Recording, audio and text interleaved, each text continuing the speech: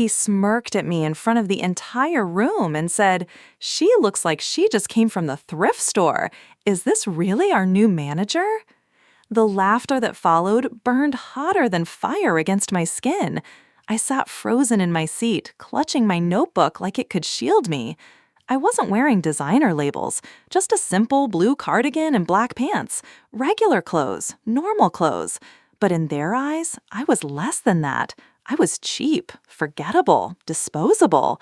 Every whispered chuckle carved deeper into me, and I forced myself not to cry.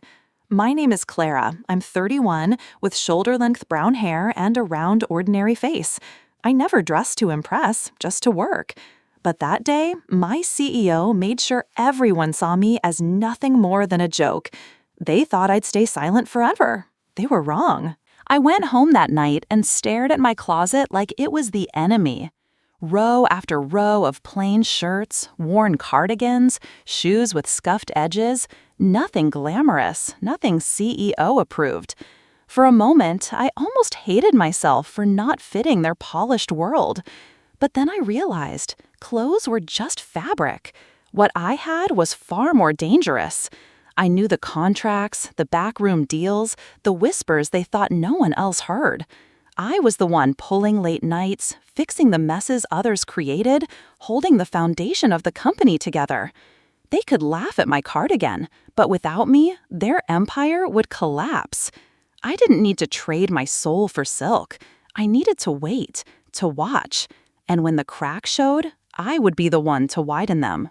The first real crack came faster than I expected. 2 weeks later, our CEO, Mr. Blake, stood in front of investors with charts I had prepared. He didn't understand half the numbers, and it showed. He stammered, mixed figures, and investors exchanged uneasy glances. I sat in the back, silent, my cardigan wrapped tight around me like armor. No one remembered who actually built those reports. They only saw his stuttering, his arrogance crumbling under pressure. And when he snapped, blaming incompetent staff, I saw my chance. I stayed quiet, letting the unease spread. If he thought I was disposable, I'd let him walk right into a trap of his own making. Soon after, his arrogance turned into desperation. He cornered me in the hallway, sneering, "Fix those numbers before they cost me everything. And try not to look like a school teacher next time you walk into a meeting." My cheeks burned, but I nodded. I took the files, and for hours that night, I rewrote everything, not to save him, but to set the stage.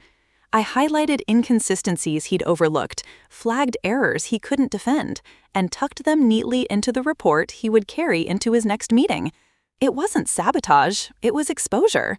The truth was already there. I just gave it room to breathe. The board meeting was brutal. Investors tore into him with questions, pointing out the very flaws I'd innocently left visible. He grew red, stammering, glancing around for someone to blame.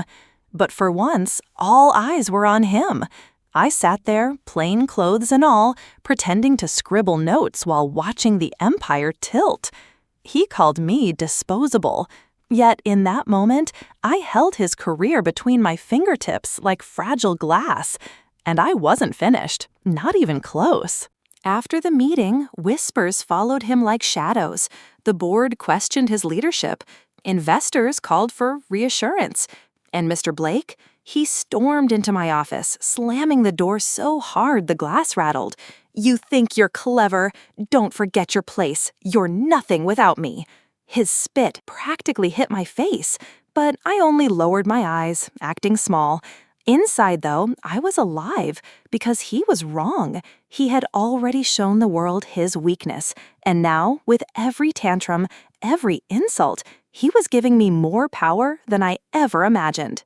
I started gathering everything: emails, signed documents, proof of deals he'd rushed through, contracts laced with hidden risks, private messages where he mocked investors behind their backs. All of it stacked neatly in a private folder under my control. I didn't move too quickly. Patience was my greatest weapon. I let him keep ranting, keep underestimating me, while my arsenal grew heavier every day. He saw a cardigan and plain shoes.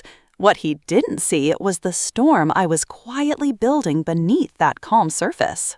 The moment came when an investor, a powerful one, requested my presence directly. Not his, mine. Mr. Blake laughed it off, saying, "She's just support staff. She can't handle strategy." But the investor insisted. Sitting in that glass-walled conference room, I explained the numbers, the risks, the solutions. Calm, steady, detailed. And I watched as the investor's eyes shifted from skepticism to recognition. For the first time, I wasn't invisible. For the first time, someone important saw past his arrogance and into the truth of who was holding the company upright. Mr. Blake hated that. After the meeting, he called me into his office, his voice dripping venom. "Don't get ahead of yourself. No one cares what you think. You're just background." The words stung, but this time I didn't flinch. I smiled, because I already knew the tide was turning. What he didn't know was that my folder, the one filled with his mistakes, was now shared with someone who actually cared, the investor. I didn't even need to leak it to the press. The right hands would make sure it reached the right ears. It happened faster than I imagined. The board called an emergency session. Rumors swirled, sharp and relentless. And I sat quietly at my desk, cardigan sleeves rolled up, typing like nothing was happening. But inside, I knew. I had turned the whispers into knives. I had taken every insult, every humiliation, every time he called me disposable, and I sharpened them into the blade now resting at his throat. He was about to realize the truth. The woman he called ugly, stupid, and disposable was the one writing the end of his reign. The emergency board meeting was brutal. They grilled him about contracts I knew he hadn't read, deals he signed in arrogance, and the investor's quiet mention of my analysis sealed it. He tried to blame me, of course he did, spitting out, "She's incompetent, she twisted the numbers." But the evidence wasn't mine anymore. It was in their hands, with signatures, dates, and his careless words attached. Watching his confidence crack was like watching a skyscraper shudder before collapsing. He still thought he could scream his way out. He was wrong. That night, he barged into my office, face red, tie loose, fury shaking his hands. "You think you've won? You're nothing. Look at you. Pathetic, plain, forgettable. No one will remember your name." His voice was poison, but I stayed seated, cardigan sleeves folded neatly, my gaze steady. "You've already ensured they will," I whispered. Because by underestimating me, by making me invisible, he had handed me the perfect cover to dismantle him piece by piece. He left slamming the door, but I knew then I didn't need to raise my voice. My silence was enough. The downfall spread like fire. His reputation shattered in days. Leaked documents reached the press, the board froze his authority, and investors began circling me, not him, for answers. He had mocked me for years, calling me disposable, stupid, plain. But now, people leaned forward when I spoke. People listened. And while he drowned in panic, I sat in meetings in my regular clothes. No armor but the truth, showing them the roadmap he never had the patience to see. The contrast was so clear it was almost cruel. His noise, my quiet precision. The final blow came with a single vote. The boardroom was ice cold that morning.